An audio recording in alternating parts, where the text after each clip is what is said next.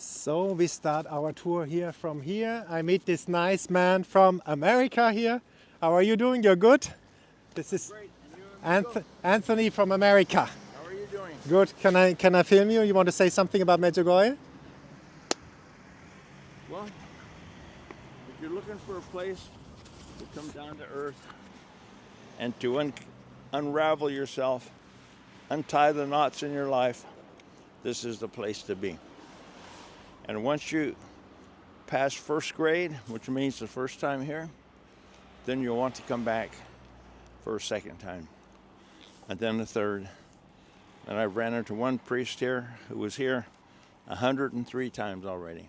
But you never stop growing spiritually at this place. No place on earth that I ran into that matches this place as far as opportunities to grow. Wow. And you are Catholic, no? Absolutely. Why are you Catholic? Well, I'm a mechanical engineer, so I'll have to put it to you in scientific terms. I'm a Catholic because my parents were Catholic. Most of the people on earth are whatever faith they are because their parents were. But luckily I can apply logic to it at this stage of the game. And when you have the facts, you don't need to worry about whether your parents were Catholic or not, because you can prove your faith by having the facts and having the truth. And the Catholic faith has the truth. It's easy to stand up for your faith if you put any time into really learning it. And if I may ask, what is your journey of learning? How did you learn that it's the full truth?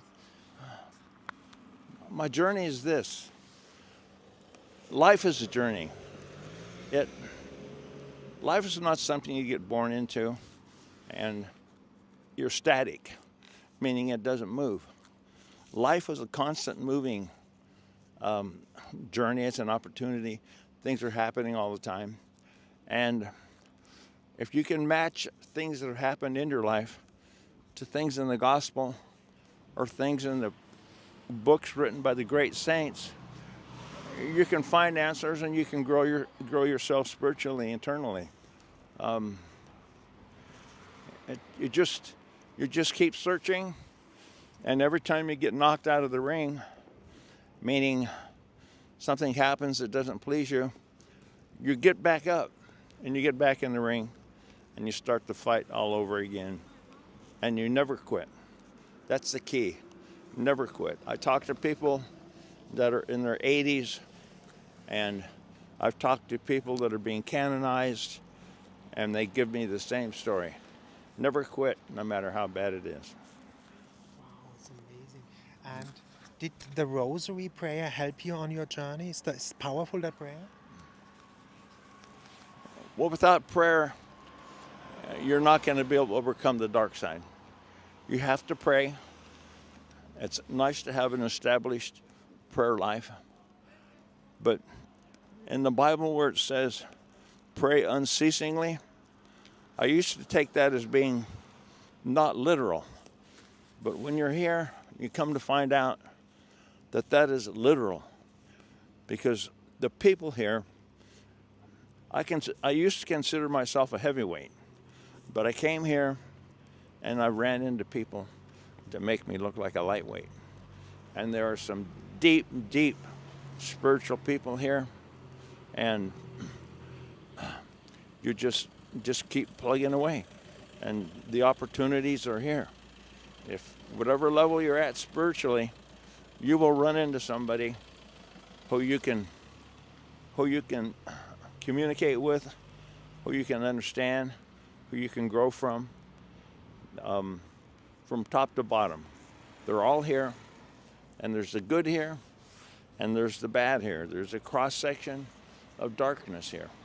So, don't think you come to Medjugorje and it's the first level to heaven to where there's no darkness allowed, because there is darkness here, and any place where there's God, you're going to find darkness fighting God.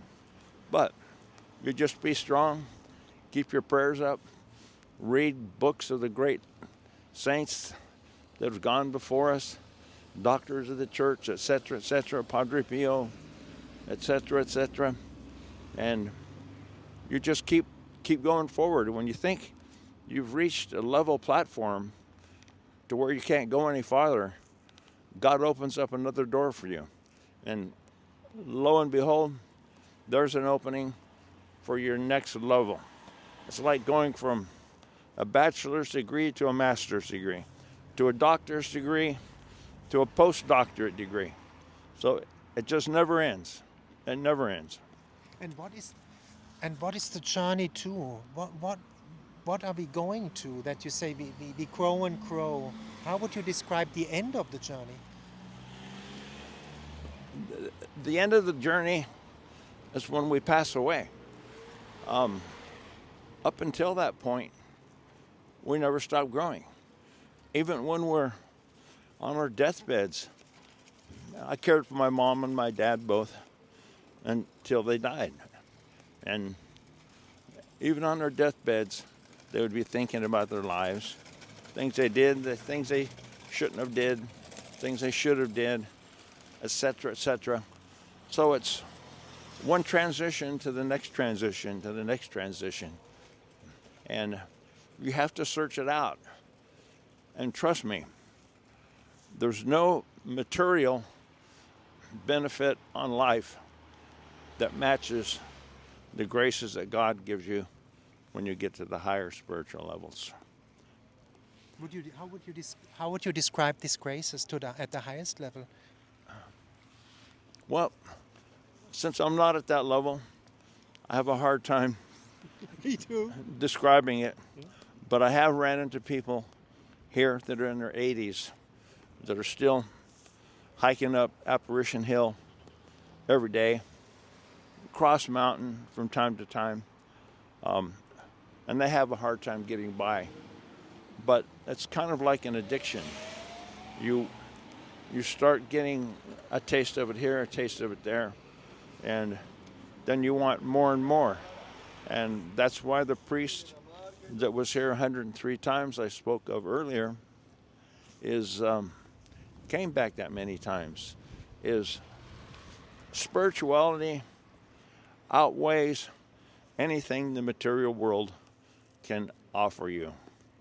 And the dark side, this is more for the young people, I think. He offers all kinds of stuff that plays off of your youth and your hormones, etc. But you'll come to find out when you're later that stuff doesn't really matter.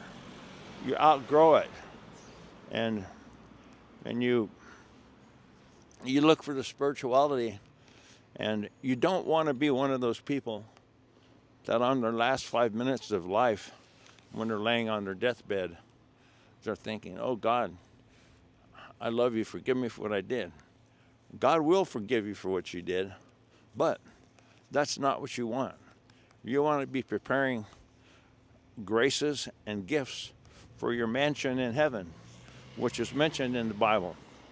God has many mansions, and he has different levels in heaven. Some people may disagree with that, but if you simply look at the parable in the Bible where James and John are arguing about who wants to sit at the right hand and who wants to sit at the left hand, that in itself tells you there's different levels, because the right hand is always reserved for the highest person. So you keep that in mind, and pursuing a journey of spiritualism is worth it.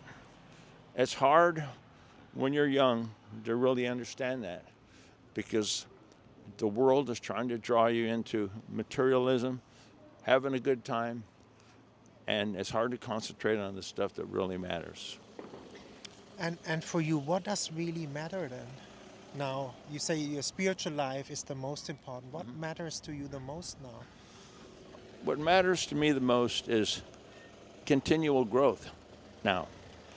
Continual growth. And what I've done is I've had the opportunity and the blessings to go back and think over my past life. And it's like a threshing. I think of my past life, the things I did, the things I didn't do, and I'm trying to, as you become older and more spiritual, you don't necessarily have to be older to be more spiritual. But a lot of young people, I mean, you think of this new young saint who's 15. You can be young and be very spiritual. There's a lot of very young, Saint Maria Goretti, on and on. But you always, at least I do, I go back and I think of the things I did. I confess the people I hurt. I pray for the people I hurt. And I pray for the people that I'm responsible for, like my children.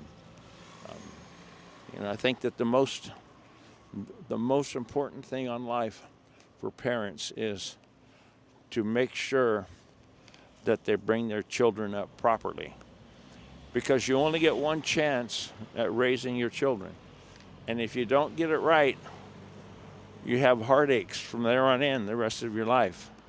And also, you're responsible for the spiritual well-being of your children. And I had a friend that died, and he went into purgatory, and he was dead for 11 minutes, and he came back to life. And he told me that the suffering and the torment in purgatory was beyond anything that anyone ever experiences on this earth. He said at one point he felt like a white-hot metal sword was shoved down through the top of his head. But this man had lived a life of leisure and enjoyment, sexual freedom, and I assume he was at one of the lower levels of purgatory. Now, purgatory, he said, had 5 levels, and the lowest level is equivalent to hell itself. And I assume he was probably at one of the lower levels. But God gave him the opportunity to come back and do it again. Right. And Yeah. he took it up. And since that time, he has not once sinned in regards to sexual matters, which was his big problem before. And additionally, he came back and he was able to, this is a hard one for people to understand. He said the people there in purgatory, they recognized each other. And he said the people that were in purgatory left him messages. And the message that most said were, when you go back, tell my parents or my brothers and sisters that I'm not gone, that I'm still here. And when they think of me, I'm standing right next to them. And they can talk to me, and I can hear them, and it brings me joy. Because the people in purgatory cannot pray for themselves. So we have to pray for them. And that was his message, that they're right there, and that they want us to talk to them when we think of them. And I told you I was a mechanical engineer, so sciences are my gig. And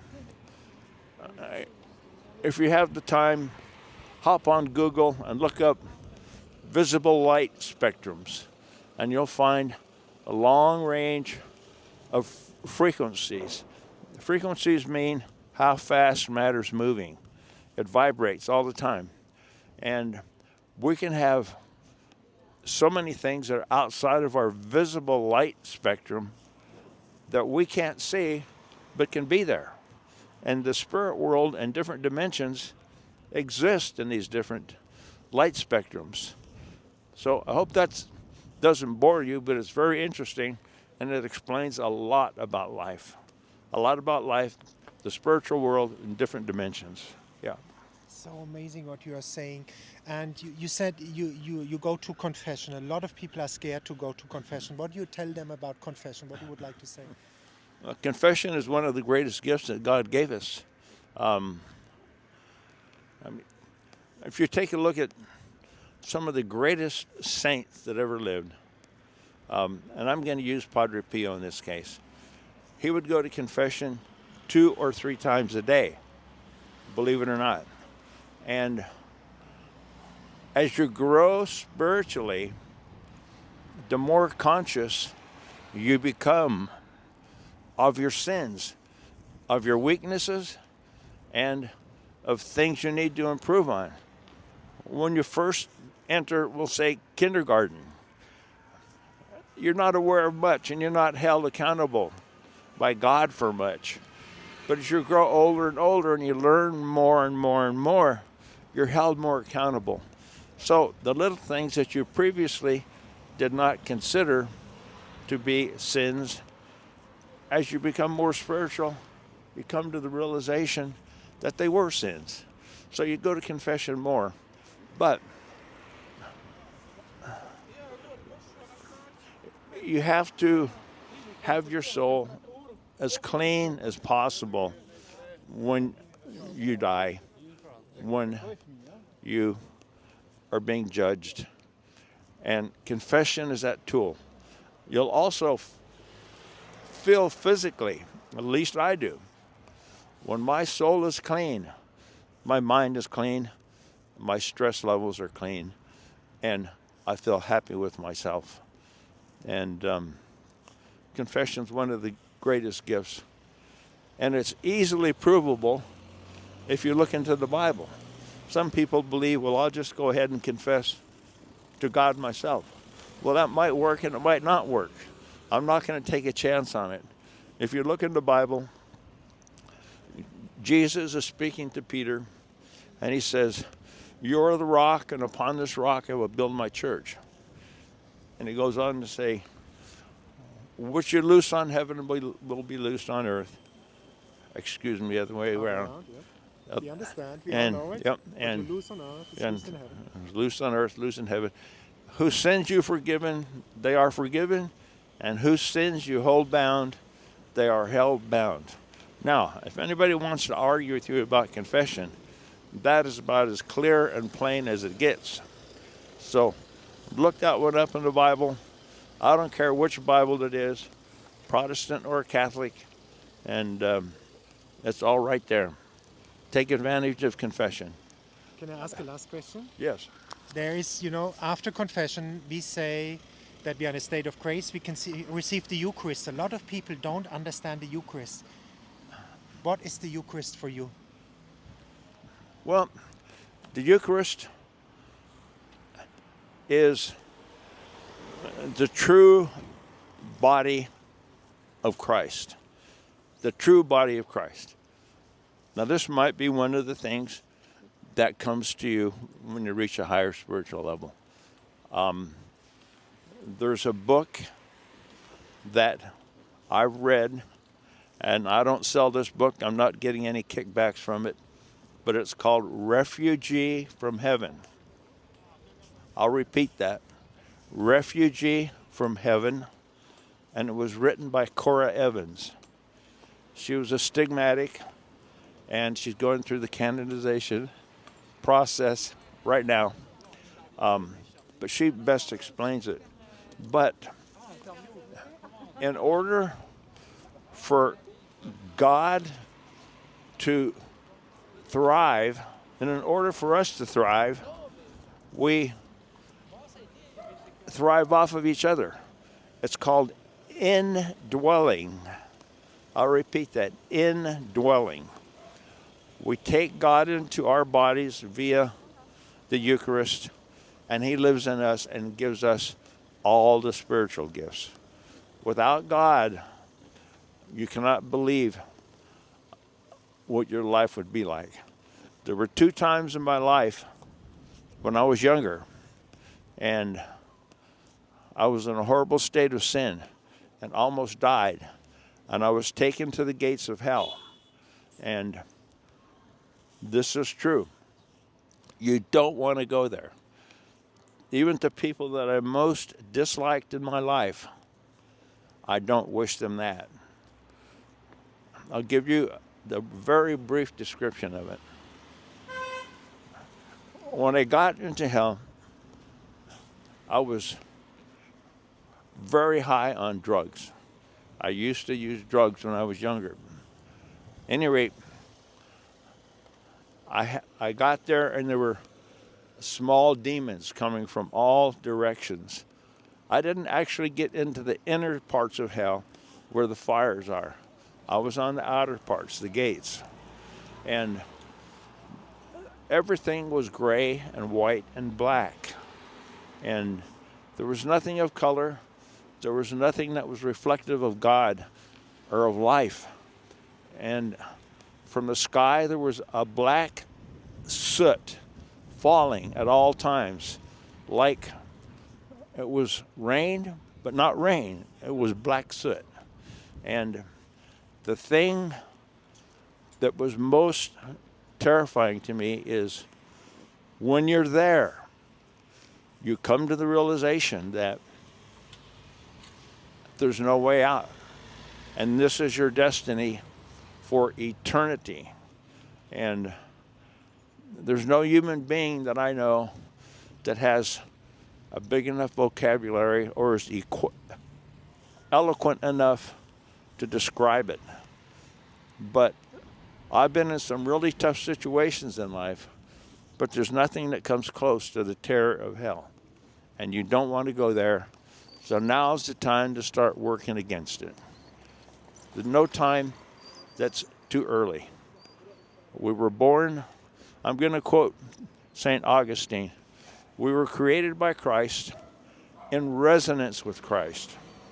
In other words, if he created us, we have to be reflective of who he is. Now,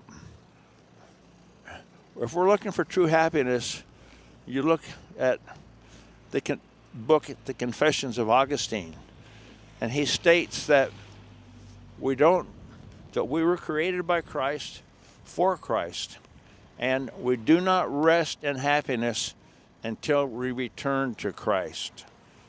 That's probably one of the strongest statements you'll ever hear in your life, and one of the most pleasing, and it sets that long-range target for you, which is always there.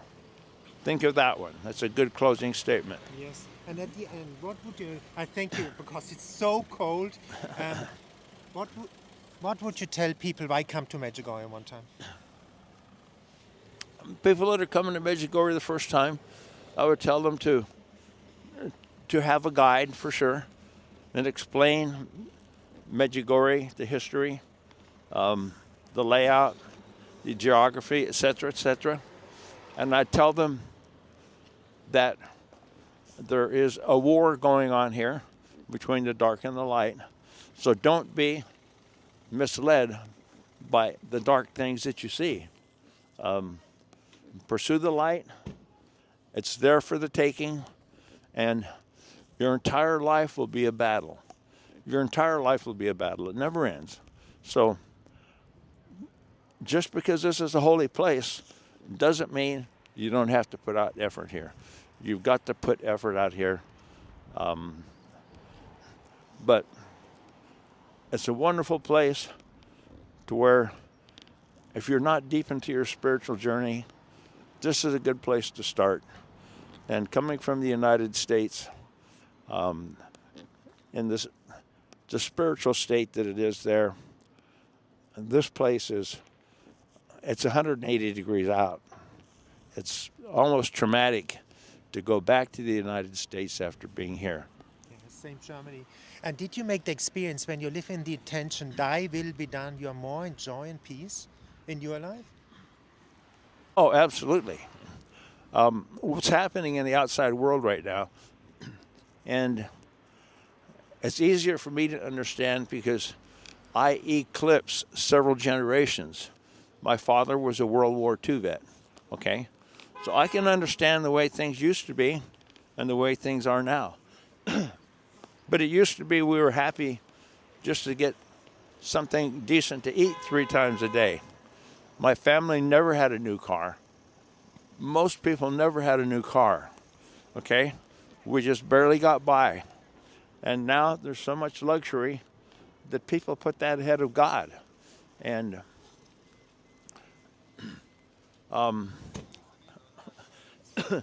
Don't get caught up in that, because that's the devil's tool. Things to draw you away from keeping your eyesight on God. Little things and responsibilities, this, that, and the other thing, etc., etc. Keep your eye on God. Sort out the things that don't really matter, and thank God for the gifts that you got. If you got a house to live in, if you got a food to eat, if you got a warm bed to sleep in, if you got clothes to wear, if you've got religious freedom, thank God, because that's a gift that we take for granted nowadays, and it didn't used to be that way. Life was much, much more holy, and people were much more holy back in the day. And the last question, you said you were on drugs.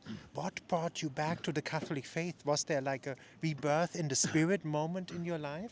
What would you tell people who maybe take drugs and are in addictions? The last question, I know. Well, thank you so much, really. So it's amazing to listen to you. That's for me just right. The thing, That's the question. the thing that turned me around was my mother was a living saint. And I was always taught from young, when I was a young man, what was right and wrong. And I knew that drugs were wrong, okay? Now, I was never into heroin. I've never shot up in my life. It was just casual drugs, but enough to knock me out of the ring and to lower my inhibitions to where I would do things that I wouldn't typically do. But I knew that they were wrong. And I prayed, novenas, etc., get myself out and away from the places and people where the drugs took place. And there's nothing glamorous about it. The world today tries to speak of drugs as if they're glamorous. And yeah, they'll make you feel good for a while, but the sun always comes up tomorrow, and you got to deal with the hangover, the guilt, etc., tomorrow. There's no running from life. Life is here. You got to man up to it, pull yourself up to the table, expect to get knocked out of the ring from time to time, and when you do, just get back up and get back in the ring. Yes. What can I say? Thank you so much for that interview. Well, it's my pleasure that I can help other people out.